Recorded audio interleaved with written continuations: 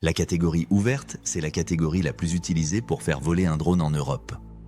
C'est celle qui concerne les vols de loisirs, les prises de vue ou certaines missions simples professionnelles. Mais attention, il y a des règles précises à respecter. Premièrement, quels drones sont concernés?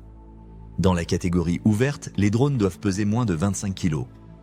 Ils doivent avoir une classe de C0 à C4. Par exemple, les drones de classe C0 pèsent de moins de 250 grammes. Les classes C1 à C4 vont de 250 grammes à 25 kg. Si ton drone n'a pas de classe, il est toujours utilisable, mais avec des limitations supplémentaires. Deuxièmement, quelles sont les sous-catégories? La catégorie ouverte se divise en 3 sous-catégories, A1, A2 et A3.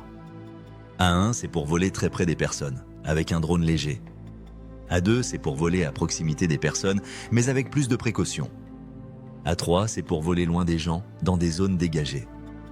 Troisièmement, que peut-on faire et ne pas faire? Voici ce qui est autorisé. Voler jusqu'à 120 mètres de hauteur quand c'est possible. Voler en vue directe. Utiliser la vidéo et la photo pour le loisir ou certaines activités pro simples. Voici ce qui est interdit. Voler au-dessus de rassemblements de personnes. Voler dans l'espace public ou en présence de public, même sur terrain privé comme un concert ou un festival. Voler hors vue. Voler de nuit. Il est possible de voler en agglomération, mais uniquement dans une propriété privée et en respectant strictement la règle du 1 pour 1, c'est-à-dire 1 mètre de hauteur et 1 mètre minimum de distance avec la limite de la propriété. L'espace public en agglomération est strictement interdit en catégorie ouverte. Et ce n'est pas parce que tu voles chez toi que tu es dispensé d'autorisation.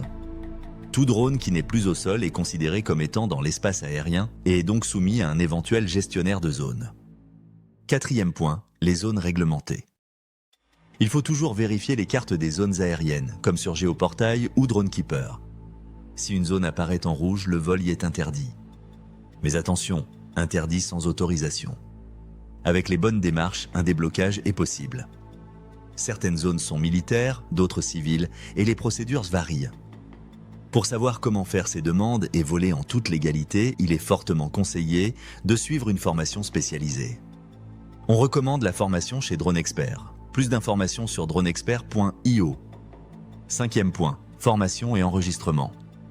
Si ton drone pèse plus de 250 grammes, tu dois passer une formation en ligne gratuite appelée Alpha Tango sur le site officiel. Tu dois aussi t'enregistrer comme exploitant si ton drone a une caméra. Ton numéro d'enregistrement doit être visible sur le drone. Et enfin, sécurité et bon sens. Même en catégorie ouverte, tu es responsable de ton vol. Toujours voler dans le respect de la vie privée et jamais en espace public. En résumé, catégorie ouverte facile d'accès, mais pas sans règles. Choisis la bonne sous-catégorie, forme-toi, vérifie les zones avec mamissiondrone.com, enregistre-toi et vole en sécurité. Si cette vidéo t'a plu, mets un pouce en l'air, partage et abonne-toi. Rendez-vous sur dronexpert.io.